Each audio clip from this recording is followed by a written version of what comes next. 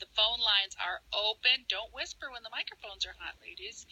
And we will take your phone calls. You're listening to In Session here. Now they're slapping each other. No, Awesome. No, I'm taking a bold move. I was slapping myself. I'm going to take a bold move. I thought it was going to be a girl fight, which, our listeners might enjoy hearing. The Pacifica is a non-violent network, but it was fun stuff. A very gentle girl fight. Yeah, it was. So we say, don't. Quit it. I'll pull your hair and pinch you, Suzannah. 818-985 KPFK. Phone lines are still up if you want to talk to Suzannah Galland and Sarah Graham. We've got double tonight on In Session. Had a great call with Kevin and great call with Bill, so we can hear from more of you. Back to the ladies. Yes.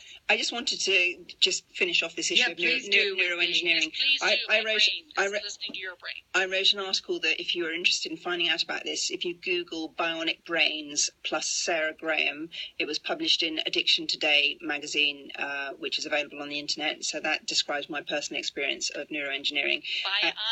Bionic brains, yes, because it felt like having my brain rebuilt. I felt like the bionic amazing. man. But that's the same as kinesiology.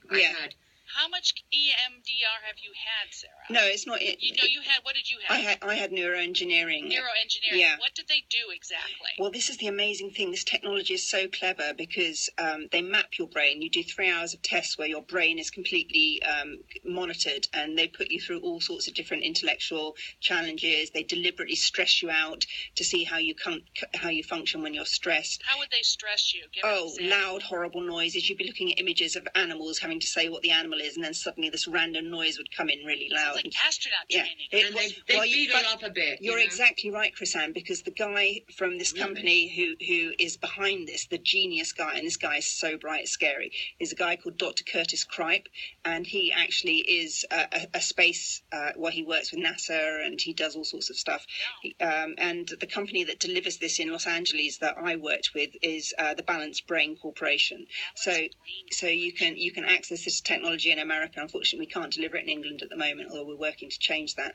But it's a there, or is it? No, it's just nobody's actually set up the infrastructure, the lab technicians, and done the training. So that's one of the things that I would like to do. But I think they're working on it as well. What did you go there specifically for? Well, I did it via an amazing rehab in Florida called the Refuge, which their speciality is trauma. So I was about 8 or 9 years clean from my drug addiction and my alcoholism, and I still was having a lot of problems with trauma. So I went and actually, I was a trained addiction therapist at this point, but I actually put myself into the Refuge for 3 months as a client, and went through their program for trauma therapy and trauma recovery work. And one of the tools that I was fortunate to have access to at the Refuge was neuroengineering, and it was transformative. What they use are they basically have structured it so it uses things that people are interested in, like watching DVDs. This is the weirdest one. You start watching a DVD that you've chosen to watch, and your brain's all wired up, and you are taught how to concentrate, but in a relaxed way. And so when you're concentrating in a relaxed way, the DVD will play.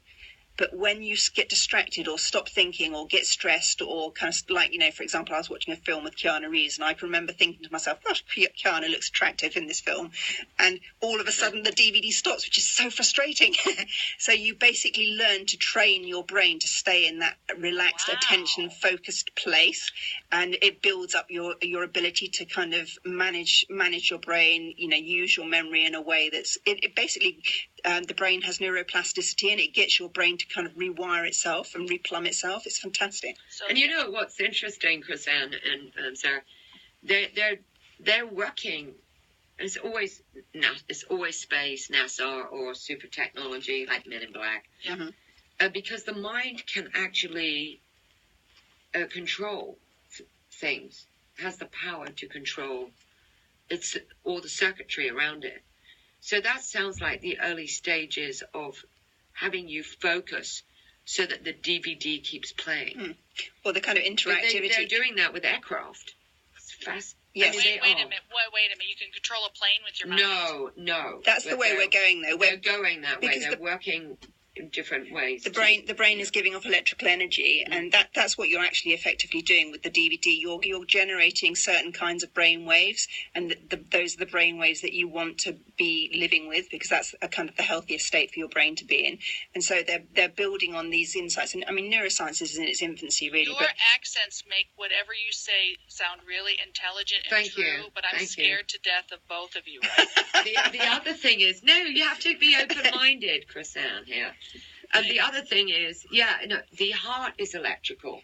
It's science. That I do know. So, it yes. projects. We will be able to control vehicles through our thoughts, though. The interface between technology and the brain is happening, Well, and dolphins can pick up and communicate with satellite. Well, if it's Flipper, dolphins can do Right, anything. but everybody. it's programming. It's the way that they are able to project. Isn't that something? Isn't it? Isn't it? That something? isn't it exciting? Isn't it exciting? I just hope, of course, I go right to, I just hope we always use these powers for good. Of course we do. That we don't have, evil Dr. Evil, Mike Myers and Mini-Me sitting there and planning something awful. No, because there are plenty of people with pure intent and no passion and direction who care.